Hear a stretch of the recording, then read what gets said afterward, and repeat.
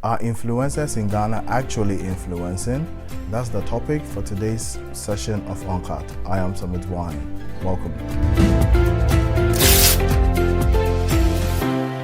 The influencer space in Ghana seems to be very geographical based, centered around a group of people who have good social standing, have good numbers, and are seen to be quote-unquote cool and popular kids. Now, brands go to them for two key things, for awareness and then for validation. And what this means is that if they come on board with your brand, then it means that people know about you and people can say, oh, okay, because ABCD uses this brand, then it's probably good. And it's probably a brand that I should enter into. Dealing with influencers in Ghana has been a mixed bag personally. On the good side, they've helped push some brands that I'm working with to, hit the numbers in terms of trends, in terms of likes, in terms of people coming to the page to check. On the other hand, it's been very, I won't say bad, but it's been negative in the sense that the content doesn't seem to be organic. It doesn't seem to tie in most of the times with what the brand is trying to achieve. And sometimes it fails to center, once again, as I was saying, it fails to center only in their circle and creates this sort of air about the brand.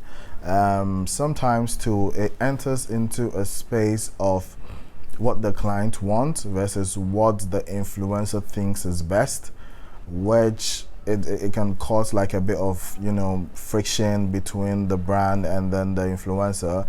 Then there's also the issue of money. Arguably, the influencer space is one that I would say may not necessarily be paying as much as other avenues in the marketing space is paying, but you realize that you may give someone X amount of money for X amount of value and you may not get said value. And because we don't have proper measuring tools, or we don't have ways to track specifically what these people are supposed to do, it feels like money just goes waste, and at the end of the day you may get some awareness but it doesn't translate to engagement, or it doesn't translate to sales or acquisition of any kind. So it's been a mixed bag of good and negative. Yeah. Now, you're thinking that maybe influencers may not be all great, but influencers are an integral part of the marketing space now because they add like a humane touch to your brand and they help break the ice to people who may be new customers. If you're thinking of working with an influencer, there are a number of things that first you have to know. First, you have to know your target audience. So who are you planning on selling the item to? Whether it's a product or a service, you have to know who you're selling to. Then by knowing your target audience, you are able to know which influencer would be best for you. So if you're looking at selling food related things, you go to influencers who build their content around food. If you're looking to sell services, you go to people who are great with creating reactions or experience content. All types of things that you're selling have an influencer for that.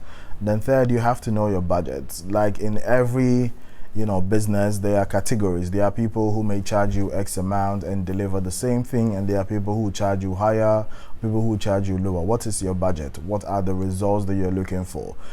You also have to have specific goals that you can track them to. So you'd say that I want to grow my followers by, let's say, 2,000 by the end of the campaign, or I want X amount of clicks on the link that I am giving you. Those are specific things. Then lastly, you have to be good with what type of content you're giving them.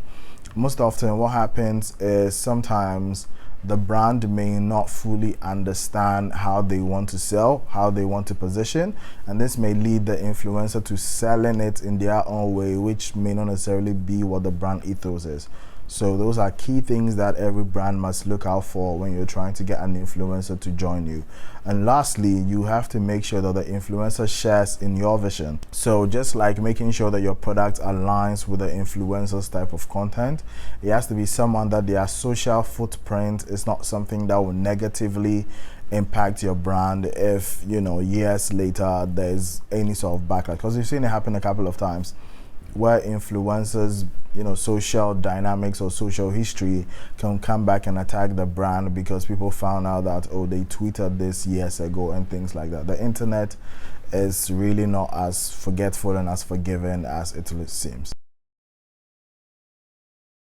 If you're already an influencer or you're thinking of becoming an influencer, here are some quick advice that I can give. First, as always, you have to know your brand, right? You have to know that the people that you start with are probably going to influence what type of engagement you get. So if you grow your page or your platform with, let's say, skits as an example, or you grow with blog articles, or you grow with pictures of people, you have to know that all the people that you have on your platform now are there because of that. And it may not necessarily translate into engagement when you start selling food, or when you start selling clothes or watches or whatever it is, because the people that are there came to you for that type of content, and it may be hard to translate them into people who would buy. Secondly, you have to know the brand that you're going to work with. So does the brand value tie in with your value? Just like I said with the brand, if you're someone who is maybe more reserved, if you're a quiet person, if you like to just focus on your content and not engage in Twitter banter, things like that, maybe you shouldn't work with a brand that is known for that, because then it would mean that you have to become that person to to fit the role of who they want you to be, and if that's not you, it may not work. Third, you have to be as creative as possible. It's important that you know your voice and you stick to your voice, because brands come to you for your voice. Besides your aesthetics and your numbers, there's a way that you speak or the way that you do your content that people can reach out to, and that's why brands come to you for that. So you have to know your voice, and your voice means picking the brief that they give you and building it in ways that attract more people and resonate with the people that watch your content.